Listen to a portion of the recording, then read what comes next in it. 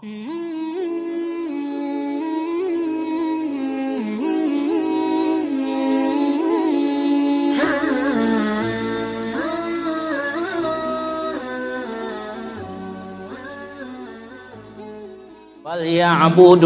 rabb hadzal bait. Sembahlah Tuhan rumah ini. Ingat, rumah ini pernah ingin dihancurkan oleh pasukan bergajah yang dipimpin oleh Abraham, tapi Allah justru yang menghancurkan pasukan bergajah. Falyabudu rabb hadzal bait. Kalau kalian lupa dengan nikmat makan, keamanan, ingat dulu Tuhanmu yang menyelamatkan kamu dari pasukan bergajah.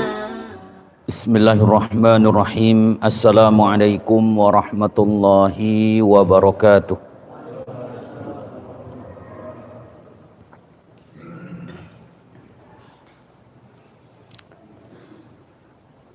Innal hamdalillah nahmaduhu wa nasta'inuhu wa nastaghfiruh wa na'udzu billahi min syururi anfusina wa min sayyiati a'malina. Man yahdihillahu fala mudilla lahu wa man yudlilhu fala hadiya lahu. Asyhadu an la ilaha illallah wahdahu la syarika lahu wa asyhadu anna Muhammadan abduhu wa rasuluhu la nabiyya ba'dah. Allahumma salli ala sayyidina wa nabiyyina wa habibina wa maulana Muhammad wa ala alihi wa ashabihi wa man tabi'ahu bi ihsanin ila yaumiddin. Amma ba'd. Hadirin jamaah subuh Masjid Al-Amin rahimakumullah. Pertama-tama marilah kita panjatkan puja dan puji syukur kita kehadirat Allah Subhanahu wa ta'ala yang telah memberikan nikmatnya kepada kita, baik itu nikmat iman, Islam dan sehat. Salawat serta salam marilah kita curahkan kepada junjungan kita, Nabi kita Nabi Muhammad sallallahu alaihi wasallam beserta keluarganya, sahabatnya dan kita sebagai umatnya sampai akhir zaman. Hadirin rahimakumullah, hari ini kita akan melanjutkan tafsir memasuki surat Al-Fil. Sebagaimana kita sudah terangkan di dalam surat Quraisy bahwa surat Al-Fil ini di dalam mushaf Ubay bin Ka'ab dan juga pernah dibaca oleh Umar bin Al-Khattab di dalam salat maghribnya, bahwa surat Al-Fil ini menyatu dengan surat Quraisy di dalam mushaf Ubay bin Ka'ab. Makanya Umar bin Al-Khattab pernah ketika menjadi imam di maghrib kemudian membaca di rakaat yang pertama setelah surat Al-Fatihah membaca surat At-Tin, dan rakaat yang kedua setelah membaca Al-Fatihah membaca surat Al-Fil dilanjutkan dengan surat Quraisy. Dan juga kenapa surat Fil dengan Al-Fil dengan surat Quraisy ini menyatu? Salah satunya adalah nikmat yang Allah berikan kepada Quraisy, yaitu jaminan keamanan. Kemudian juga Allah berikan makan kepada Quraisy, di antaranya jaminan keamanannya Allah Subhanahu wa taala hancurkan pasukan bergajah ketika hendak menghancurkan Ka'bah. Surat Al-Fil ini mengenai tentang pasukan bergajah yang dipimpin oleh Abraha. Mungkin semuanya pada dengar ya, anak-anak kecil tahu ceritanya. Pasukan bergajah datang ke Ka'bah, ingin menghancurkan Ka'bah, kemudian Allah turunkan, Allah utus bulung yang berbondong-bondong. Ada mengatakannya ababil namanya, ada yang mengatakan burungnya nggak ada namanya. Ababil ini artinya adalah yang berbondong-bondong, ya, yang terbang berbaris-baris berbarengan, artinya burungnya selalu bersamaan, ya. Namun kita akan terangkan siapa pasukan bergajah itu dan siapa yang memimpinnya dan kenapa hendak menghancurkan Ka'bah. Nah, ini penting. Bukan sekedar ingin menghancurkan Ka'bah, ceritanya seperti apa. Kita akan bahas ayat per ayat Allah Subhanahu wa taala berfirman, Bismillahirrahmanirrahim. Alam tara kaifa fa'ala rabbuka bi ashabil fil. Tidakkah engkau wahai Muhammad tara, memperhatikan, melihat, juga ada yang mengartikannya alam tara, alam tasma'. Tidakkah engkau mendengar, yang mungkin yang tidak memperhatikan di saat itu, yang tidak melihat kejadian bahwa pasukan bergajah itu dalam sejarah ya didengar oleh orang-orang setelahnya. Kenapa? Karena ini menjadikan cerita yang dikenang, yang tidak bisa dilupakan. Dan ini salah satu mukjizat yang Allah berikan kepada Nabi kita Nabi Muhammad sallallahu alaihi wasallam, mengetahui kejadian yang Rasul tidak ada di saat itu. Karena pasukan bergajah ini terjadi ketika Rasulullah sallallahu alaihi wasallam mengatakan belum lahir. Ada yang mengatakan ketika lahir. Ya. Ada yang mengatakan bukan, memang Rasulullah itu lahir amul fil, tahun gajah. Maksudnya tahun gajah ini tahun di mana kejadian pasukan bergajah ingin menghancurkan Ka'bah, tapi Rasul belum lahir. Ini menunjukkan Rasul mengetahui sesuatu yang terjadi, Rasul belum lahir. Nah, ini perkara-perkara yang gaib, termasuk juga Ashabul Kahfi, cerita kisah-kisah nabi-nabi terdahulu, juga Rasul mengetahui dari mana? Dari Allah, karena adalah wahyu dari Allah kepada Nabi kita Nabi Muhammad sallallahu alaihi wasallam. Dan ini menunjukkan bahwa mukjizat Nabi kita Nabi Muhammad dan mukjizat nabi-nabi yang lain juga mengetahui kejadian-kejadian yang lalu padahal Rasul belum lahir. Alam tara kaifa fa'ala rabbuka bi ashabil fil. Tidakkah engkau wahai Muhammad memperhatikan atau mendengar, menyaksikan bagaimana Tuhanmu telah bertindak terhadap pasukan gajah? Siapakah pasukan bergajah ini? Ini pasukan yang dipimpin oleh Abraha. Dan siapa Abraha itu? Abraha ini bukan raja sebenarnya, dia adalah gubernur Yaman. Rajanya adalah An-Najasyi. Biasa seorang gubernur ingin memberikan hadiah kepada raja, ya, memperlihatkan apa yang dibangun di negerinya. Kebetulan Abraha ini tinggal di Son'a, yang itu di Yaman, ya.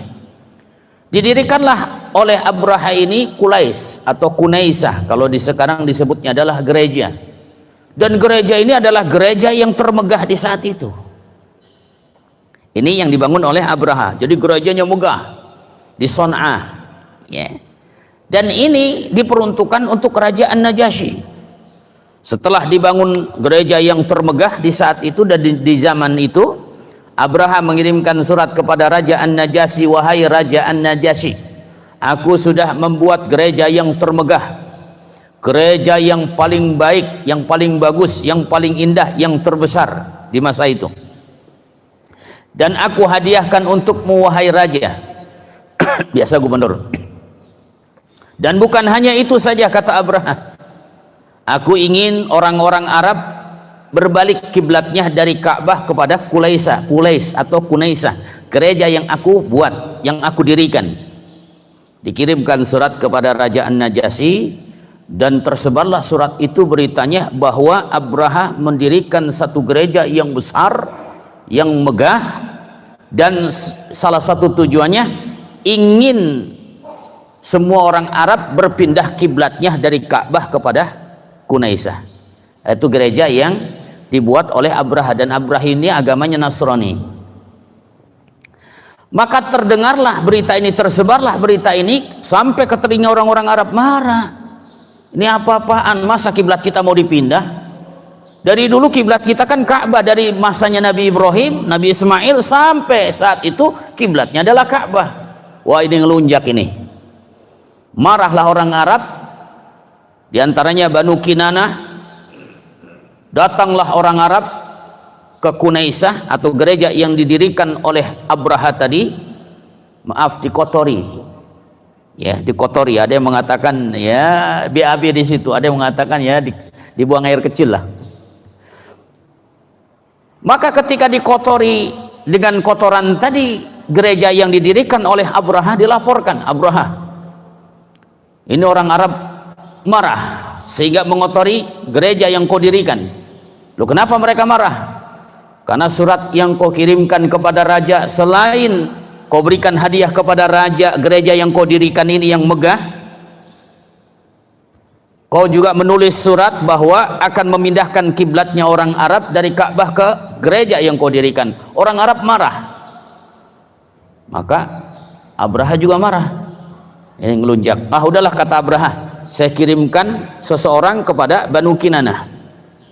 Dikirimkan Banu Kinanah, ya, dengan membawa berita bahwa Abraha sebenarnya tidak ingin menghancurkan Ka'bah, cuma ingin memindahkan kiblatnya orang Arab ke gereja yang didirikan oleh Abraha. Utusan Abraha itu dibunuh oleh orang Bani Kinanah. Bertambah marahlah Abraha itu. Jadi tujuannya Abraha itu sebenarnya awalnya tidak ingin menghancurkan Ka'bah, tapi ingin memindahkan kiblatnya orang Arab dari Ka'bah ke Kunaisah yang didirikan oleh Abraha, gereja yang termegah yang didirikan oleh Abraha di Son'a, yaitu di Yaman. Itu tujuannya. Tapi orang Arab benar-benar dikotori itu. Marah Abraha. Diutus oleh Abraha untuk menyampaikan, dibunuh. Wah, Abraha, aku akan hancurkan Ka'bah ini berkeping-keping. Disiapkanlah pasukan bergajah. Ya, memang di Arab itu kan nggak ada gajah. Dari mana gajahnya? Ini impor dari Afrika. Ya, di Indonesia juga nggak ada tank baja, nggak ada yang bisa buat kan. Tapi impor dari Rusia, impor dari Amerika, kan begitu ya. Ya. Jadi gajahnya nggak ada di Arab, tapi impor. Ya. Maka disiapkanlah pasukan bergajah. Ada yang mengatakan gajahnya jumlahnya 8, ada yang mengatakan gajahnya jumlahnya 12, ada yang mengatakan gajahnya banyak. Yang penting pasukan bergajah, disebutnya gajah karena di Arab nggak ada gajah, adanya onta. Ya. Disiapkan pasukan bergajah dengan pasukannya berjalan dari Yaman menuju Mekah. Didengarlah oleh orang-orang Arab bahwa Abraham membawa pasukan ingin menghancurkan Ka'bah. Marah para tokoh-tokoh orang Arab, termasuk Dzunafar. Dzunafar ini mengumpulkan orang-orang untuk menghalangi Abraham yang ingin menghancurkan Ka'bah. Wah, kemudian dikumpulkan oleh Dzunafar, hai orang-orang Arab, Abraha dengan pasukan bergajahnya ingin menghancurkan Ka'bah, mari kita melakukan perlawanan. Maka dikumpulkanlah orang-orang Arab, terjadilah peperangan antara Dzunafar dengan Abraha. Tapi luar biasa, pasukan gajah ini sangat kuat dan Dzunafar pun kalah.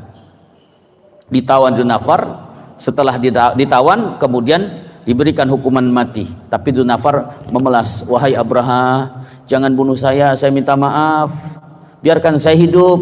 Dan Abraha ini lembut hatinya sebenarnya. Cuma dia agamanya beda dan ingin memindahkan kiblat, itu saja tujuannya.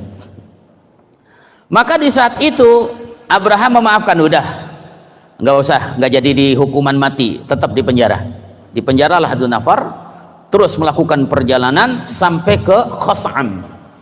Khos'am ini di saat itu dipimpin oleh Nufail bin Habib al-Khos'ami yang memimpin dua kabilah, Nahis dengan Syahran.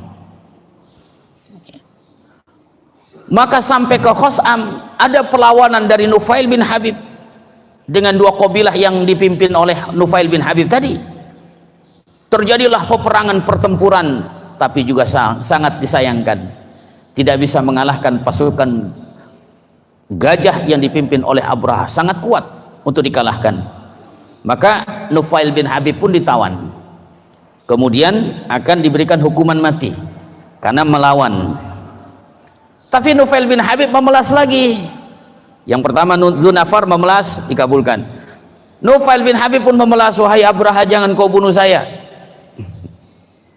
Saya siap membantumu untuk memberikan petunjuk jalan agar cepat sampai ke Mekah. Dan jangan khawatir, dua kabilah Nahis dengan Syahran aku persembahkan untukmu. Tapi jangan bunuh saya. Kata Abraha, ya juga ya. Udah, gak usah dibunuh. Maka Nufail bin Habib dia jadikan apa? Penunjuk jalan. Jalanlah Nufail bin Habib al-Khos'ami dengan dua kabilah yang dipimpinnya menjadi tentaranya Abraha, membantu menopang tentaranya Abraha. Mendengar kabar ini orang-orang Arab sudah mulai kecut, sudah mulai apa? Panik, sudah mulai khawatir, termasuk sampai ke Saqif yang dipimpin oleh Mus'ad bin Mu'attib di saat itu pemimpinnya, ya. Mas'ud bin Mu'attib ini langsung datang kepada Abraha karena tidak akan mampu untuk melawan Abraha. Wahai Abraha, saya tidak akan melawanmu dan saya akan menjadi ya pembantumu yang akan membantumu, juga akan menolongmu. Pasukanku akan aku serahkan kepadamu daripada perang kalah. Ya, nyerah, ya. Dan kata Mas'ud bin Mu'attib mengatakan, jangan khawatir, saya punya orang yang terpercaya juga yang akan memberikan petunjuk jalan kepadamu selain Nufail bin Habib tadi, namanya Abu Righal. Maka dibawalah Abu Righal juga untuk menjadi petunjuk jalan selain Nufail bin Habib. Sampai ke Mugamis, maka Abu Righal ini meninggal, dan sampai saat itu kuburannya Abu Righal dimakamkan di situ selalu dilempari oleh orang Arab, dirajam. Kenapa? Pengkhianat, ya, bersekongkol dengan Abu Raha. Nah, tempatnya di Mugamis. Sampai di Mugamis istirahat sejenak, kemudian Abraha mengutus siapa? Mugamis ini, ya, itu adalah jalan ke Taif menuju Mekah, namanya Mugamis. Kemudian sampai di Mugamis beristirahat sejenak, diutuslah seorang dari Habasyah oleh Abraha, namanya Al-Aswad bin Maqsud. Aswad bin Maqsud, aku utus kamu dengan beberapa pasukan untuk datang ke Mekah, buat huru-hara, takut-takuti orang Mekah, biar takut orang Mekah, nggak berani melawan pasukan bergajah. Maka datanglah Aswad bin Maqsud ke Mekah dengan beberapa pasukan buat huru-hara. Maka harta orang-orang Mekah dirampas, termasuk 200 ontanya Abdul Muthalib pun dirampas oleh Al-Aswad bin Maqsud. Dirampas, disita. Pulang ke Mugamis. Maka setelah itu Abraha mengutus siapa? Hunatah al-Humairi. Hai Hunatah al-Humairi, cari tokoh pembesar orang Arab Quraisy, cari tokohnya, pembesarnya, sampaikan kepada mereka tokoh-tokohnya bahwa Abraha di sini datang ke Mekah bukan untuk berperang, tapi hanya untuk menghancurkan Ka'bah. Tapi siapa yang menghalang-halangi aku, kata Abraha, maka jangan salahkan kalau aku akan menghancurkan semuanya, bukan Ka'bahnya, akan aku hancurkan Mekahnya. Coba Hunatah al-Humairi datang ke Mekah. Maka Hunatah al-Humairi pun datang ke Mekah mencari tokoh. Bertemulah dengan Abdul Muthalib, dan Abdul Muthalib ini kakeknya Nabi kita Nabi Muhammad sallallahu alaihi wasallam. Ya. Bertemu dengan Abdul Muthalib, disampaikanlah pesannya Abraha, wahai Abdul Muthalib, bukankah engkau tokohnya orang Quraisy? Iya. Saya sebagai utusan dari Abraha ingin menyampaikan bahwa Abraha datang ke sini bukan untuk memerangi kalian, tapi tujuannya untuk menghancurkan Ka'bah. Ya, tujuannya untuk menghancurkan Ka'bah, bukan untuk berperang. Tapi siapa yang menghalang-halangi, sekalian akan dihabisi oleh Abraha. Kata Abdul Muthalib, karena tahu sudahlah, Dzunafar sudah ditangkap, Nufail bin Habib sudah ditangkap, Mas'ud bin Mu'attib menjadi sekongkol dengan Abraha. Banyak sekali yang menjadi pengikut-pengikut Abraha. Kata Abdul Muthalib, saya tahu kami semua orang-orang Quraisy, orang-orang Arab di Mekah ini tidak mampu untuk melawan Abraha. Tapi ingat, ini kan Baitullahul Haram, rumahnya Allah, wa baitu khaliluhu Ibrahim, dan rumahnya kekasihnya Allah Ibrahim. Jangan kau hancurkan, tapi kalau kau ingin hancurkan, ingat Allah yang akan menjaganya. Jadi Abdul Muthalib walaupun menyembah berhala, tapi masih mengimani Allah Tuhannya, benar gak? Allah yang pemilik alam semesta ini, Allah yang menjaga Ka'bah. Itulah orang-orang Arab. Kenapa saya katakan disebut jahiliyah tadi, bukan bodoh, tapi bodoh dalam keimanan, bodoh dalam akidah. Mereka tahu kalau yang menciptakan alam semesta ini adalah Allah. Kalau ditanya man khalaqas samawati wal ard, kalau orang-orang Arab Quraisy, orang-orang jahiliyah dulu, kalau ditanya siapa yang menciptakan langit dan bumi, mereka akan menjawab Allah. Tapi mereka menyembah siapa? Berhala. Maka Kata Hunato al-Humairi, wahai Abdul Muthalib, begini sajalah, kau kan pembesar orang Quraisy, ikut dengan saya untuk menghadap kepada Abraha. Senanglah Abdul Muthalib. Kenapa? Karena ingin 200 onta yang disita oleh Abraha agar dilepaskan. Ikutlah Abdul Muthalib sampai kepada Abraha, disampaikan, karena Abraha ini tidak bisa berbahasa Arab, ya.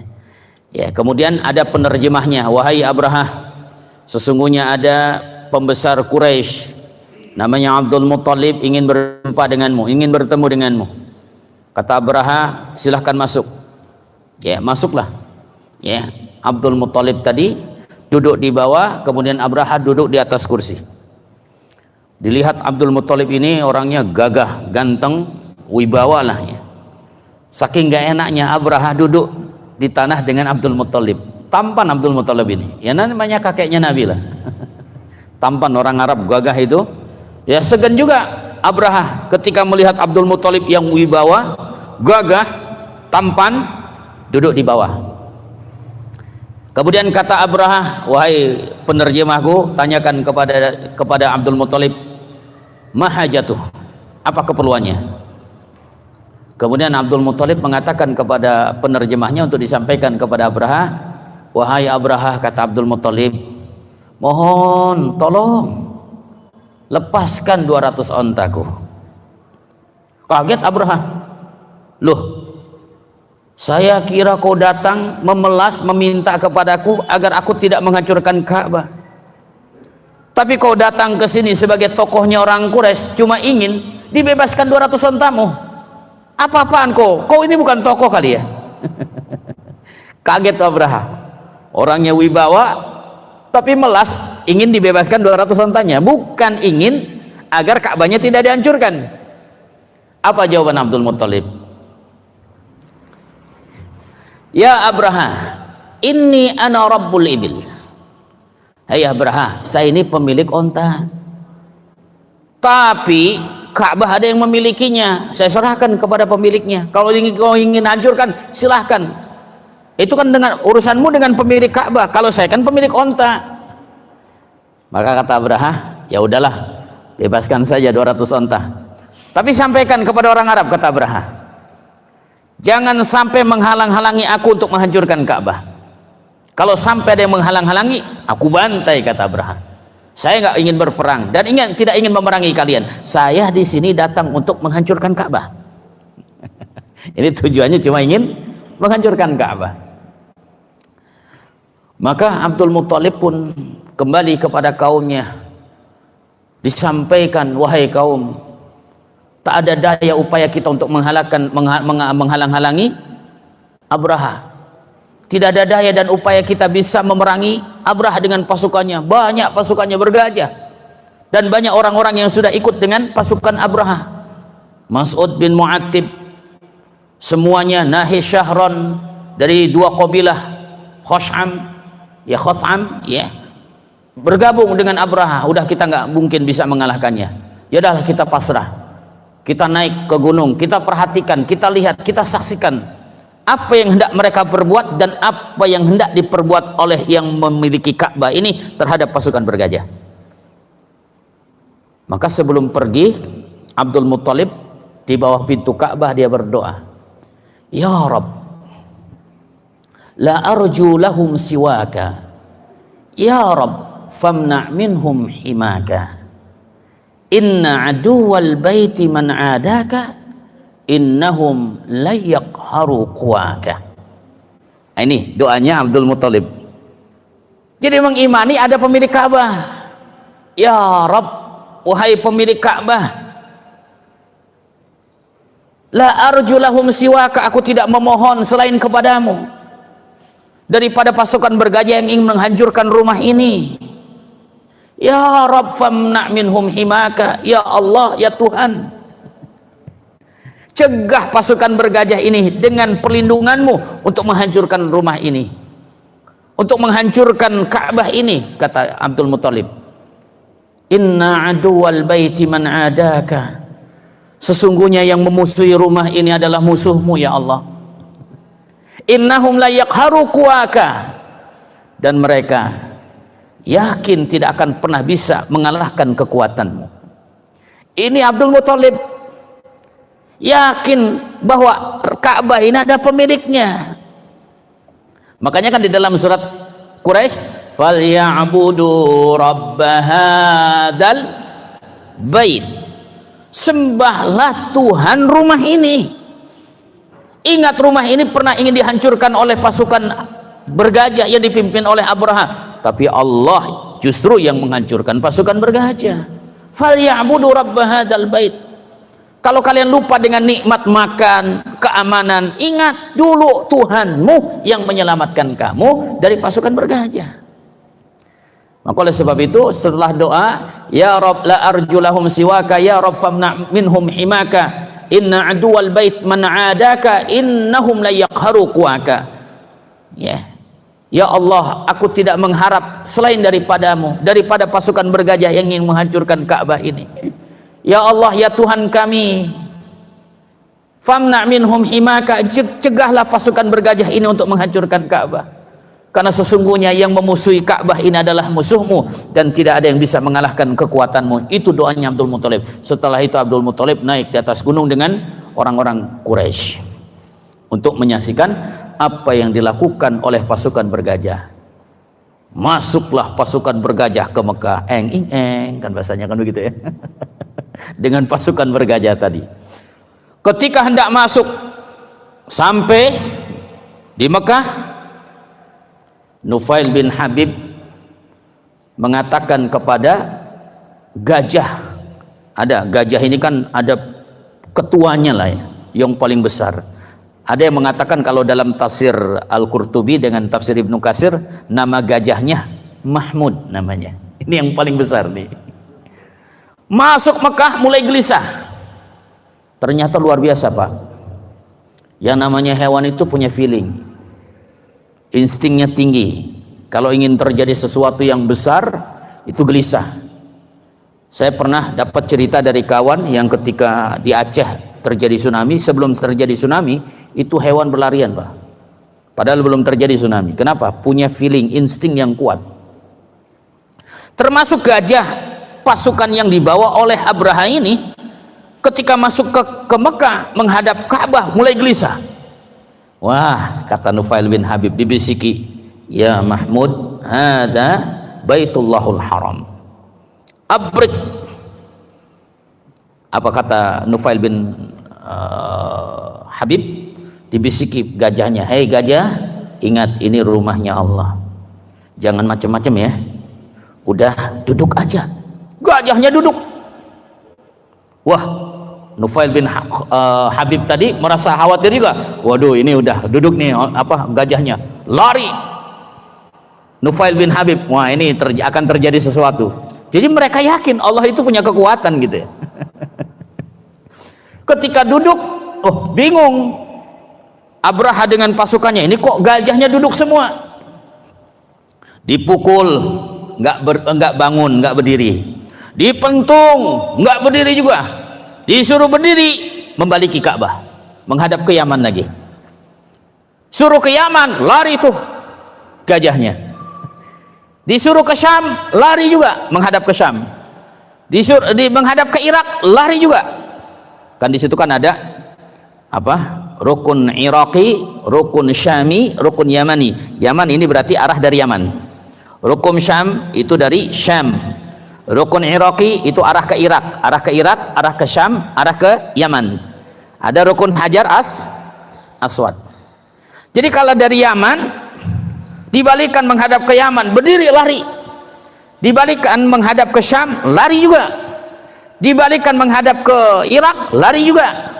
Ketika dihadapkan ke Ka'bah, duduk lagi. Bingung nih, dipentung, begitu juga, dicambuk, tetap nggak mau berdiri. Ya, yang pada akhirnya ayat selanjutnya Allah mengatakan, alam yaj'al kaidahum fi tadlil. Bukankah dia telah menjadikan tipu daya mereka itu sia-sia? Tipu daya siapa?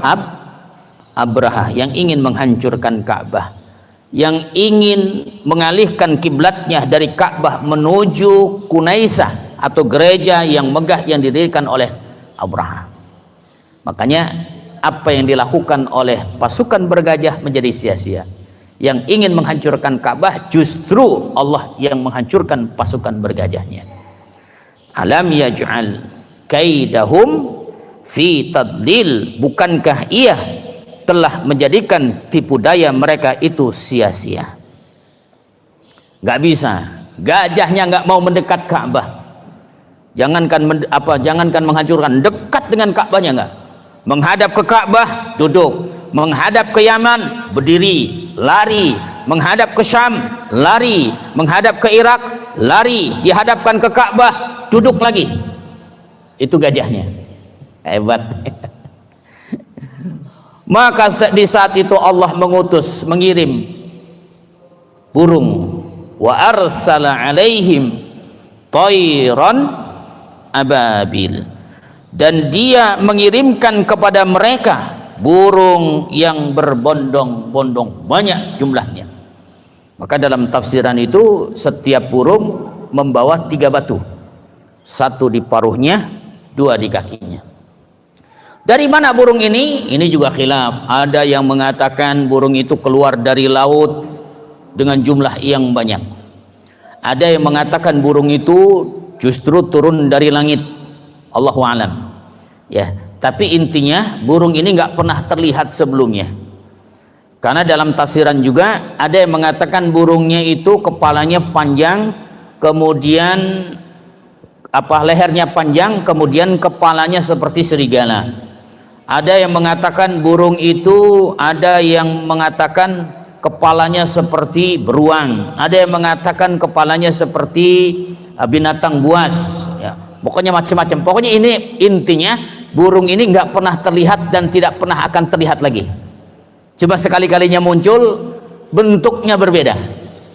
Ya. Wa arsala alaihim tayran ababil, kemudian Allah utus untuk mereka burung ababil. Ababil ini artinya berbondong-bondong. Ada yang mengatakan burungnya namanya ababil. Kenapa ababil? Karena sifatnya berbondong-bondong. Ya pokoknya burung, entah burungnya namanya ababil, entah burungnya nggak ada namanya, tapi burung itu berbondong-bondong karena jumlahnya yang sangat banyak. Dan setiap burung membawa 3 batu, 1 di paruhnya dan 2 di kakinya. Dan setiap batu itu ada tertulis namanya. Namanya Dedi, dilempar pasti kena Dedi itu. Ada Dodi namanya, dilempar kena Dodi. Ada batu namanya Ahmad, ada namanya di situ, sudah tertulis namanya. Wa arsala alaihim tayran ababil, dan Allah mengutus kepada mereka burung yang banyak jumlahnya, dan setiap burung membawa 3 batu, dan setiap batu tertulis nama yang akan dilemparkan tadi. Arsala alaihim tayran ababil tarmihim bihijaratim min sijil, yang melempari mereka dengan batu dari tanah liat yang dibakar. Ada yang mengatakan batunya ini dari neraka. Ada yang mengatakan batu yang dibakar dengan api neraka. Jadi hikmahnya apa? Hikmahnya batu, bayangkan batu dibakar dengan api neraka, dilempar kepada pasukan bergajah, ya ketika sampai kepalanya tembus kepada ubun-ubun, saking panasnya itu batu. Kalau kita bisa membayangkan batu yang dibakar dengan api neraka dilempar kemudian melepuh manusia itu, bagaimana dengan api nerakanya Allah? Makanya api nerakanya Allah itu panasnya 70 kali lipat daripada api yang terpanas di dunia. Seandainya 1 percikan api nerakanya Allah, 1 percikan saja, bukan apinya.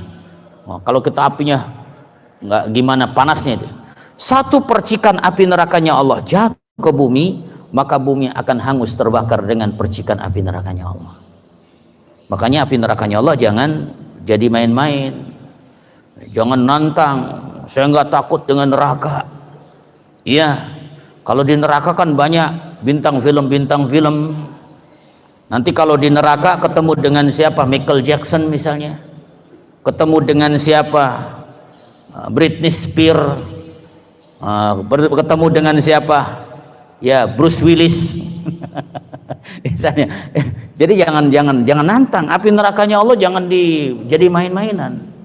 Panas. Kita sendiri selalu berlindung dari api nerakanya Allah. Allahumma ajirna minan nar wa qina adzabannar. Jangan diremehkan. Kita minta perlindungan kepada Allah dari api nerakanya Allah. Ya, jadi hikmahnya tadi, batu yang dibawa oleh burung-burung yang Allah kirimkan kepada pasukan bergajah, ketika batu itu dibakar dengan api nerakanya Allah, dilemparkan kepada manusia sampai kepada kepalanya, tembus sampai kepada duburnya. Makanya di sini dikatakan tarmihim bihijarah ka'asfim ma'kul, ya, sehingga mereka dijadikannya seperti daun-daun yang dimakan ulat. Ya, daun dimakan ulat kan kropos ya. Nah, ada daun dimakan ulat, kropos. Maka manusia pasukan bergajah ketika dilempar dengan batu yang dipanaskan dari api nerakanya Allah. Makanya di sini min sijil. Sijil ini dari kalimat sajala. Sajala itu tertulis, termaktub. Ya, makanya tasjil, ya. Tertera. Makanya batu yang dibawa oleh burung yang berbondong-bondong tadi atau burung ababil tadi, batunya punya nama masing-masing, dilemparkan dan akan mengenai sesuai dengan nama yang tertera di batu itu, ya, faja'alahum ka'asfim ma'kul, sehingga mereka dijadikannya seperti daun-daun yang dimakan ulat. Maka pasukan bergajah pun hangus, dan ketika pertama kali burung itu datang dilemparkan, orang-orang pasukan bergajah mencari-cari Nufail bin Habib. Mana Nufail bin Habib? Untuk apa? Menunjukkan jalan menuju ke Yaman lagi untuk balik. Tapi Nufail bin Habib sudah sembunyi. Kenapa? Karena tahu bahwa pasukan bergajah ini akan dihancurkan oleh Tuhan yang memiliki Ka'bah, yang tak lain adalah Allah Subhanahu wa ta'ala. Hadirin yang dirahmati oleh Allah Subhanahu wa ta'ala, ada yang kita petik pelajaran dari sini, ya. Kenapa di dalam Islam diajarkan toleransi? Di dalam Islam kita tidak boleh menghancurkan tempat ibadah yang lain. Khawatir tempat ibadah kita juga dihancurkan oleh mereka. Kita menjaga. Makanya di Mesir ada gereja-gereja nggak dihancurkan. Kalau dihancurkan, khawatir nanti orang-orang juga Nasrani suatu saat akan menghancurkan masjid. Kita saling menghormati. Itulah toleransi. Yang penting jangan kebablasan, jangan ikut ibadah di tempat ibadah mereka. Ya, mereka ibadah, toleransi silahkan. Lakum dinukum waliyadin. Makanya juga itu nggak boleh kita menghancurkan gereja, tempat-tempat ibadah yang lain, agar kita terjalin, ya, perdamaian di antara kita, kedamaian di antara kita. Kenapa? Saling toleransi. Ya. Kemudian yang kedua, ya, bahwa tipu daya Allah itu lebih hebat daripada tipu daya makhluknya. Ketika pasukan bergajah membuat tipu daya ingin menghancurkan Ka'bah, wa makaru wa makarallah wallahu khairul makirin. Ternyata tipu daya Allah itu lebih hebat. Bukannya pasukan bergajah yang menghancurkan Ka'bah, tapi Allah justru yang menghancurkan pasukan bergajah. Ketika para kaum Nabi terdahulu ingin membunuh para nabinya, justru tipu daya Allah membinasakan kaumnya. Ketika kaumnya Nabi Nuh ingin membunuh Nabi Nuh, maka Allah binasakan kaumnya. Ketika kaum Samud ingin membunuh Nabi Saleh, tapi Allah lah yang membinasakan kaum Samud tadi. Ketika kaum Lut juga membuat tipu daya, Allah justru jungkir balikkan negerinya. Wa makaru wa makarallah wallahu khairul makirin. Hadirin yang dirahmati oleh Allah Subhanahu wa ta'ala, yang selanjutnya ingat bahwa api nerakanya Allah itu sangat panas. Bayangkan batu yang dibakar dengan api nerakanya Allah ketika dilempar ke kepala manusia, maka melepuh semua tubuh manusia. Ka'asfim ma'kul, seperti daun-daun yang dimakan ulat. Lalu bagaimana kalau kita membayangkan nerakanya Allah yang panasnya 70 kali lipat daripada api yang terpanas di alam dunia ini? Maka takutlah dengan api nerakanya Allah, mintalah perlindungan kepada Allah daripada api nerakanya Allah. Wa qina adzabannar, Allahumma ajirna minan nar, Allahumma ajirna minan nar. Dan yang selanjutnya, bahwa rumah Allah akan selalu dijaga oleh Allah. Ka'bah tidak akan pernah ada yang menghancurkannya. Ka'bah tidak akan pernah hancur kecuali nanti hari kiamat Allah lah yang akan mengangkat Ka'bah itu, sehingga terjadi hari kiamat, dan itulah hari di mana Ka'bah sudah tidak ada. Tapi sebelum hari kiamat, Ka'bah akan selalu tetap dijaga oleh Allah Subhanahu wa ta'ala. Hadirin yang dirahmati oleh Allah Subhanahu wa ta'ala, itulah sekilas daripada Ashabul Fil, yaitu pasukan bergajah, kisahnya. Walaupun kita pernah mendengar tapi tidak terperinci. Kita mendengarnya pasukan bergajah dikirim oleh Abrahah ke Mekah, kemudian ingin menghancurkan Ka'bah, kemudian Allah utus burung-burung, kemudian dibinasakan pasukan bergajah, seperti itu. Tapi kadang-kadang kita nggak tahu kenapa pasukan bergajah ingin menghancurkan Ka'bah. Ternyata tadi bangsa Arab saking marahnya, jengkelnya, mengotori gereja yang dibangun oleh Abraha tadi. Yang kedua, ketika Abraha mengutus seseorang kemudian dibunuh oleh Banu Kinanah. Kenapa? Nggak senang, ini utusan Abraha. Karena ingin memindahkan kiblatnya dari Ka'bah menuju Kunaisah atau gereja yang dibangun oleh Abraha tadi. Itu saja ya, mudah-mudahan menjadi pelajaran buat kita semua, dan mudah-mudahan dengan kita mempelajari tafsir kita bisa faham apa yang sudah kita hafal. Saya yakin hafal semua ya. Alam tara kaifa fa'ala rabbuka bi ashabil. Tapi dengan kita mengkaji tafsir, kita tahu sejarahnya, bagaimana perjalanan Ashabul Fil, dan bagaimana juga Allah menghancurkan pasukan bergajah. Itu saja. Masih ada waktu yang ingin ditanyakan, silakan ditanyakan. Ya. Saya tertarik dengan pemikirannya kakek Rasulullah itu. Ya. Dia langsung menyerahkan urusan penghancuran Ka'bah itu langsung dengan Allah. Bagaimana dengan konteks kekinian sekarang ini, Ustaz? Kalau kita sebenarnya kan Ustaz juga pernah menerangkan menjadi penolong Allah juga kita. Iya.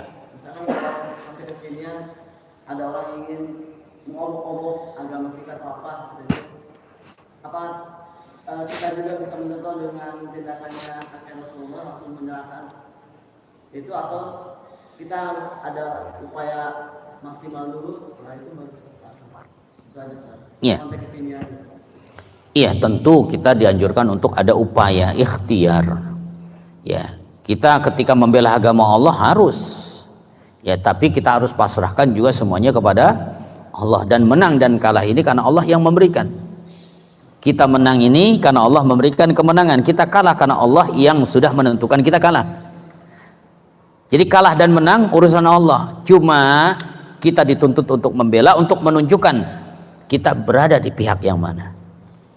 Allah ingin melihat sejauh mana, segigih mana ya kemauan kita untuk membela agama Allah.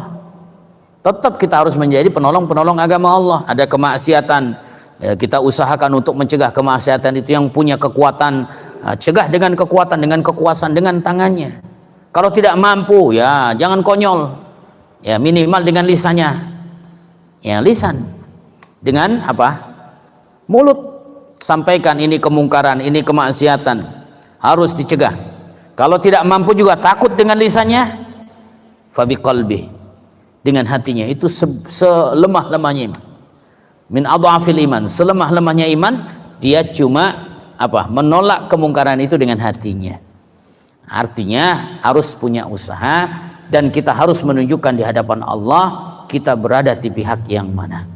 Walaupun kita tidak bisa menolong secara utuh, tapi hati kita tetap kita harus menolong agama Allah.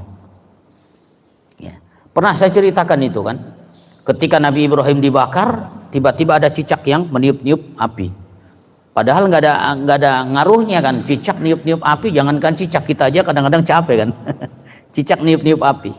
Tapi ada satu sisi burung pipit terbang membawa air di paruhnya, juga nggak ada ngaruhnya. Ya paruh burung pipit bisa memadamkan api yang besar? Nggak bisa. Tapi ketika ditanya, wahai burung pipit, ya, aku lihat kau bersungguh-sungguh membawa air di paruhmu untuk memadamkan api, nggak mungkin bisa. Kata burung pipit, aku tahu aku tidak bisa, tapi aku ingin menunjukkan aku berada di pihak yang mana. tetap membela agama Allah keharusan. Dan siapa yang menolong agama Allah pasti akan ditolong oleh Allah dunia dan akhirat. In tansurullah yansurkum. Siapa yang menolong agama Allah maka akan ditolong oleh Allah Subhanahu wa taala.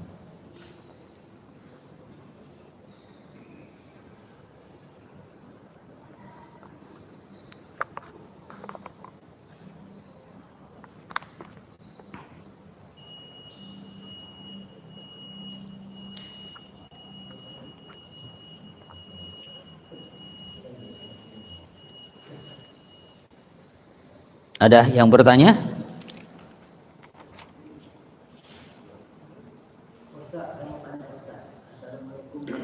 Waalaikumsalam warahmatullahi wabarakatuh. Kadang-kadang begini Ustaz, Al-Quran itu dari cerita Nabi semua sangat, kalau didengar sangatnya takut mendengar cerita azab waktu. Tapi kadang-kadang kalau melihat kehidupan manusia sekarang ini, kok jauh banget belakangnya dari seperti itu. Itu apa memang orang yang tak punya iman atau memang ibaratnya masih bodoh aja begitu Ustaz. Itu gimana tuh? Ya, tentu tergantung keimanannya masing-masing. Iman itu kan berbeda-beda. Imannya tinggi, rasa takutnya tentu lebih tinggi. Kalau imannya sedikit, masyarakat rasa takut kepada Allahnya pun dikit. Makanya harus dikuatkan keimanan kita. Dengan apa? Dengan memperbanyak ibadah amal soleh kita. Insya Allah dengan sendirinya iman kita akan meningkat. Ya. Karena orang yang beriman idza dzukirallahu wajilat qulubuhum. Apabila disebut nama Allah hatinya bergetar. Wa idza tuliyat 'alaihim ayatuhu zadatum imana. Kalau dibacakan ayat-ayat Allah maka imannya akan bertambah. Jadi kalau ingin mengukur keimanan kita dari situ. Disebut nama Allah ditakut-takuti, takut akan azab, takut berarti masih ada keimanan. Tapi kalau misalnya disebut nama Allah, takutlah kepada azab Allah, enggak pernah takut, ini diragukan keimanannya. Innamal mu'minuna alladzina idza dzukirallahu wajilat qulubuhum. Sesungguhnya orang-orang yang beriman apabila disebut nama Allah wajilat qulubuhum, bergetar hatinya. Maka ketika Hasan Al-Basri ditanya, wahai Hasan Al-Basri, apakah kau orang yang beriman? Orang yang beriman itu ada dua macam, kata Hasan Al-Basri. Kalau yang kau maksud, yang beriman itu adalah beriman kepada Allah, beriman kepada Rasul, beriman kepada malaikat, beriman kepada kitab-kitab Allah, beriman kepada hari akhir, beriman kepada qada dan qadar, aku beriman. Tapi yang apabila yang kau maksud seperti firman Allah, innamal mu'minuna alladzina idza dzukirallahu wajilat qulubuhum wa idza tuliyat 'alaihim ayatuhu zadatuhum imana. Saya enggak tahu aku termasuk itu enggak. Jadi ingin mengukur keimanan kita, punya enggak rasa takut sama Allah? Enggak punya. Nah, ini harus diperbaiki iman kita. Kalau ingin mengukur keimanan kita, bertambah enggak keimanan kita mendengar ayat-ayat Allah? Bertambah nggak iman kita ketika kita mendengar kisah-kisah para nabi? Nggak bertambah juga. Ada yang salah dalam keimanan kita. Kalau ciri orang yang beriman, wa idza tuliyat 'alaihim ayatuhu sadatuhum imana, dibacakan ayat-ayat Allah bertambah keimanannya. Diceritakan nabi bertambah keimanannya. Ya, diceritakan yang nikmat-nikmat Allah, keagungan Allah, bertambah keimanan kita. Wa 'ala rabbihim yatawakkalun, dan ciri orang yang beriman adalah orang yang bertawakal kepada Allah. Kita pernah terangkan makna tawakal itu. Tawakal itu artinya apa? Ya, mewakilkan, menyerahkan, memasrahkan, menyandarkan, itu makna tawakal. Tapi bukan itu hakikat tawakal, itu maknanya. Hakikat tawakal, iya kita memasrahkan, menyerahkan diri kita kepada Allah, tapi Allah menuntut kita untuk berikhtiar. Nah ini alladzina yuqimuna shalah wa mimma razaqnahum yunfiqun. Orang yang mendirikan salat, orang yang menafkahkan sebagian hartanya, inilah ciri orang yang beriman. Jadi untuk mengukur keimanan itu ada 5 cirinya tadi. Diukur ada, alhamdulillah masih ada iman. Tapi 5-5-nya enggak ada, naudzubillah, harus dicari keimanan itu. Harus diperbaiki keimanan dalam diri kita. Nah, itu untuk mengukur keimanan dalam diri kita. Nah, tadi kan sebutkan cirinya berapa?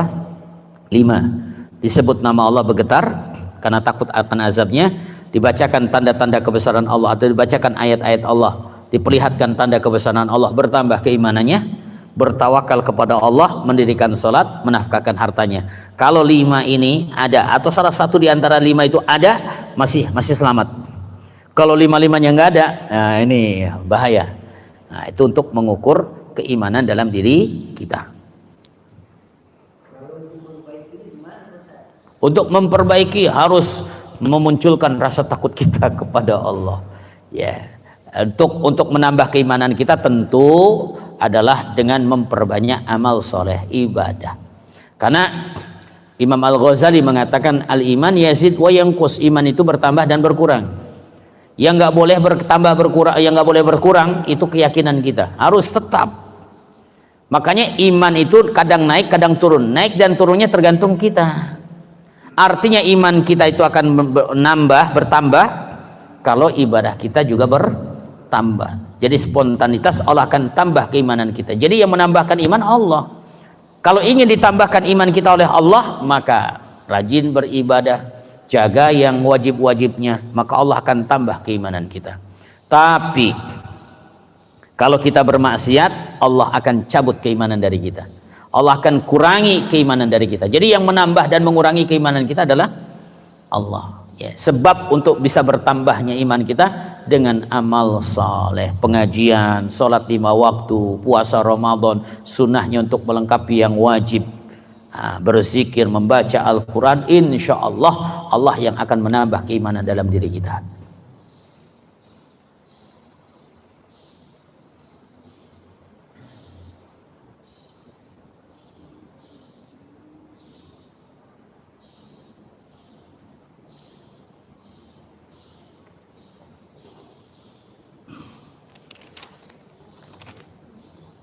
Sudah paham semua ya? Alhamdulillah. Ya. Jamaah Al-Amin ini cerdas-cerdas. Ya. Langsung paham semua. Ya. Mau saya tambah Al-Humazah, waktunya tanggung.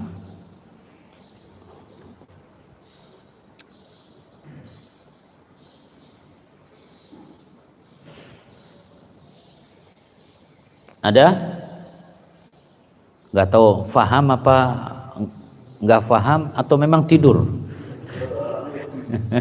Ini pertanyaannya nih. Saking khusyuknya ya, luar biasa.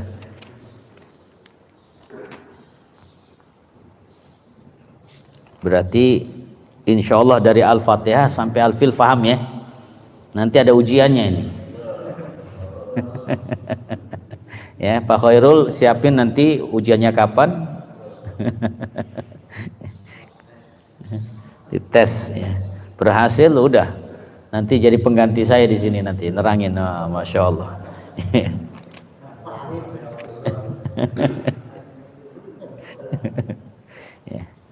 Karena menafsirkan itu tidak semudah yang kita bayangkan. Karena ada orang yang menafsirkan tanpa membaca.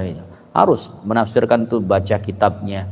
Ya, dan kebetulan saya diberikan anugerah oleh Allah kitab itu dari Mesir, kitab ada Ruhul Ma'ani, ada Qurtubi, ada Ibnu Katsir, ada Sya'rawi, ada Al-Fakhrur Razi, ada macam-macam, belum lagi kitab-kitab klasik yang di Indonesia seperti Tafsir Munir kan ya, yang nasional tapi internasional banyak ya.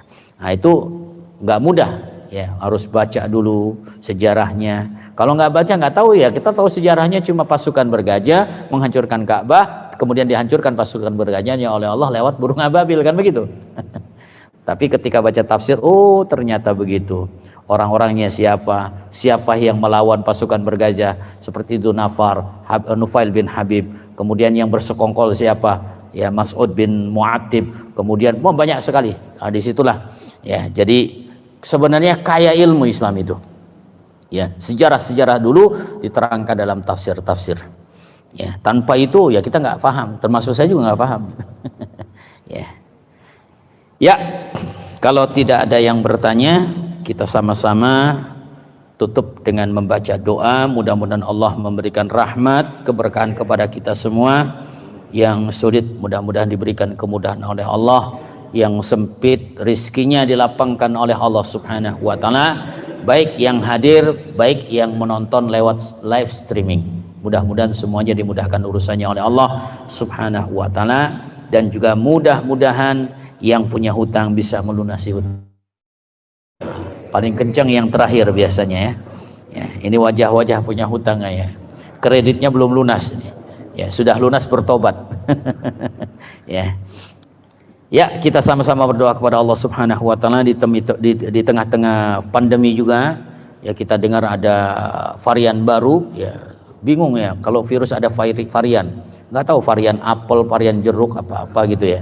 Saya nggak ngerti juga. Ya, kita punya Allah. Mudah-mudahan Allah selalu melindungi kita dan negeri kita yang kita cintai daripada wabah penyakit yang masih ada ini. Bismillahirrahmanirrahim. Allahumma salli ala Muhammadin fil awwalin wa salli ala Muhammadin fil akhirin wa salli ala Muhammadin fil mala'il a'la ila yaumiddin wa salli ala Muhammadin fi kulli waqtin wa hin. Allahumma inna nahmaduka wa nasta'inuka wa nastahdik wa nastaghfiruka wa natubu ilaik wa nuthni 'alaikal khaira kullah nashkuruka wa la nakfuruka wa nakhla'u wa natruku man yafjuruk. Allahumma iyyaka na'budu wa laka nusalli wa nasjud wa ilaika nas'a wa nahfid narju rahmataka wa nakhsha 'adzabaka inna 'adzabakal jidda bil kufari mulhiqa. Allahumma lakal hamdu kulluh wa lakash syukru kulluh wa ilaika yurja'ul amru kulluhu 'alaniyatuhu wa sirruh fa ahlun anta an tuhmad wa ahlun anta an tu'bad wa anta ala kulli syai'in qadir. Allahumma lakal hamdu hatta tarda wa lakal hamdu idza radita wa lakal hamdu ba'da ar-ridha lakal hamdu kalladhi naqulu wa khairan mimma naqul wa lakal hamdu kalladhi taqul wa lakal hamdu ala kulli hal. Allahumma inna nas'aluka al-afiyata min kulli bala wa shifaa min kulli da wa an tahfidhana min kulli waba. Allahumma inna nastaudi'uka aba'ana wa ummahatina wa azwajina wa dhurriyyatina wa ikhwanina wa akhwatina wa ashabina wa dawi arhamina la ilaha illa anta subhanaka inna kunna minadh dhalimin. Allahumma la tada' lana dhanban illa ghafartah wa la hamman illa farajtah wa la daynan illa qadaytah wa la maridan illa shafaitah wa la maridan illa shafaitah wa la hajatan min hawaijid dunya illa qadaitaha wa yassartaha ya arhamar rahimin. Rabbana atina fid dunya hasanah wa fil akhirati hasanatan wa qina adzaban nar. Rabbana taqabbal minna innaka antas samiul alim wa tub alaina innaka antat tawwabur rahim. Bi fadlika subhana rabbika rabbil izzati amma yasifun wa salamun alal mursalin walhamdulillahi rabbil alamin. Subhanakallah bihamdik nashhaduka allahu la ilaha illa ant nastaghfiruka wa natubu ilaik. Assalamualaikum warahmatullahi wabarakatuh.